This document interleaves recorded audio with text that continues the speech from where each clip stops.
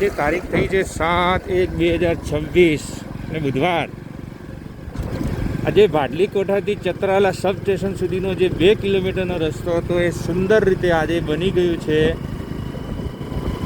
અને રસ્તાને ખુલ્લો મૂકવામાં આવી ગયો છે. તેથી જે લોકો ફરીને જતા હતા એ ડાયરેક્ટ આ રસ્તાનો લાભ લઈ શકે છે.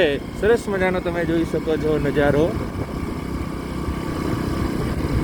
ને આપણા માનનીય શ્રી પ્રવીણભાઈ માળીને નમ્ર અરજ છે કે જે સબ સ્ટેશનથી કરી અને ચતરાલા સુધીનો 2 કિલોમીટરનો રસ્તો જો મંજૂર કરી દે તો આ બાજુ પાંથાવાડા દાંતીવાડા જતા લોકોને આનો સારી રીતે લાભ મળી શકે છે. તમે જોઈ શકો છો સરસ મજાનો આજે જ રસ્તાનું કામ પૂર્ણ કરવામાં આવેલ છે.